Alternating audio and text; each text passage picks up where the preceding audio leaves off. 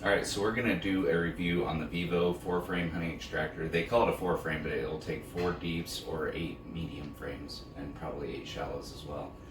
This model is the BEE-V004E. This is our first extractor. We don't have any experience with any other extractors, just to get that out of the way. But this was $430, which was about half the price of any other extractor that we found on the market. There were several things we liked about it and several things we didn't. One of the main things that we did not like about it was the assembly instructions. Now, the assembly of it actually itself was very intuitive. There's just, the legs come separate, so you can see here, these are 14mm bolts, 2 of them on each leg, 3 legs. Then up here, we had, there's 7mm bolts, just 3 along there, and 3 along there for each side.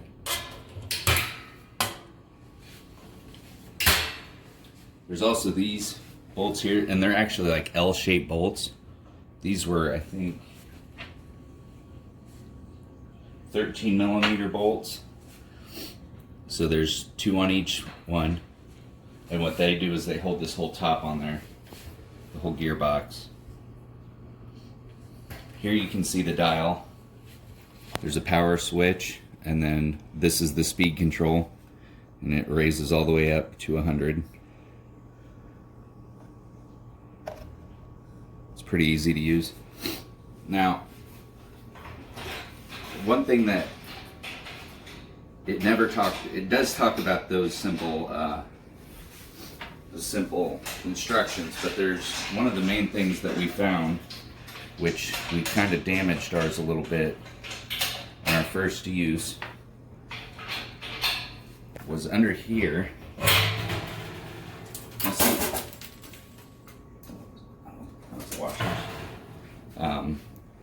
These tabs have to fit right here on either side of this. Now, these are set screws so that you can raise and lower this piece, and when we received ours, it was lower than what it needed to be to fit properly. What that did was it caused it to fall out the side so that it was not engaged with the motor, and it was spinning freely, and it kind of tore up this it's like a rubber piece right there. So once we figured that out, it was pretty smooth to operate. Putting this back on, it can take a few hands to get everything. Okay, like I said, it can take a couple hands, so Gloria helped me get those out. So then once you put it back together, just make sure that under here that this is back connected to each other and that it's a nice tight fit. That's what we're talking about with the set screws. Then it can't really wobble or go anywhere. I'm going to take a minute to put these bolts back on, and then I'll show you how you load it. Alright, now we got the bolts back installed. Just make sure you get them tightened down fairly tight. Any unwanted vibration can really kind of throw your balance off. But they're fairly easy to load, especially with the deep frames, which that's medium. Let's start with the mediums. So what you do, comb kind of naturally sit with an angled up. So you want that upward angle to be facing the outside so that they spin easier.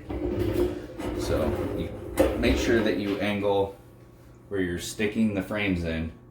You want it to be 90 degrees with the edge, because if they're over here, you get stuck and you can't load it. So they just barely have enough clearance. So what you do with the medium or shallow frames is 2 of them go right next to each other like that. Then you rotate it around.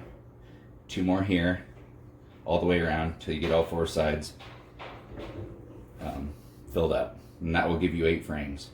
Or if you're on deeps,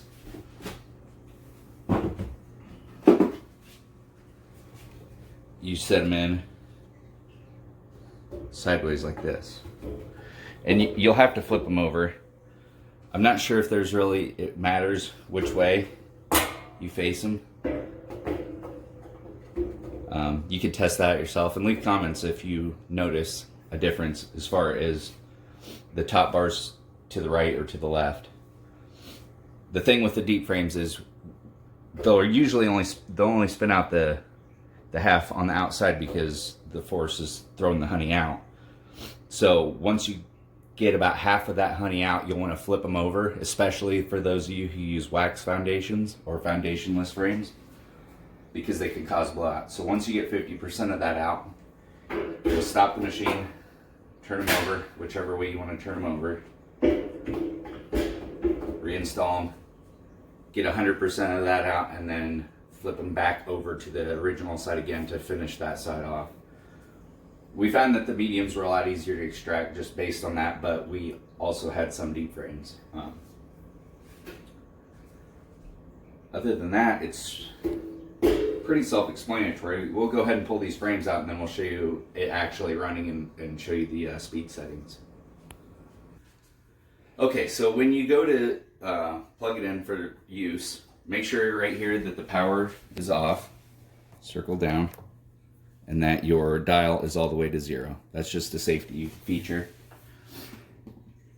Plug it in, see the green light shows up, power on. Now, see, we're turning it up, but it's not running because there's a safety switch right here that as long as one of these doors are open, it won't run. So that's a nice little added feature. These are magnetized so that when they, you click them, they stay up, kind of stay out of your way. So now, if you want to get it going, so that's 10%, 20, 30, up to 50. That's fairly quiet. Obviously there's no load on it right now. That's 100% with no load. Now it's very important that you do get your frames somewhat balanced. If you know that some frames are heavier than others, you really want to try balancing them because it will start to jump. It has holes on the bottom to attach it to something, so the next time we use it, we are going to build a frame to bolt it to, so that we get more stability out of it. All in all, we really liked this piece of equipment. It helped us harvest our honey extremely efficiently. It will wobble if you do not balance it correctly, so play around with your frames. If it seems like it's really wobbly, switch some frames around. Really, it takes some getting used to on getting that balance correct. But once you do that, I think you're really gonna love this piece of equipment. So feel free to like, comment, share, and let us know what you think. If you have one, post your reviews as well. Do you like it? Do you not like it? Is there anything we didn't cover? And is there any questions you have that we haven't covered? Just comment below and we'll get back to you. Thank you for watching.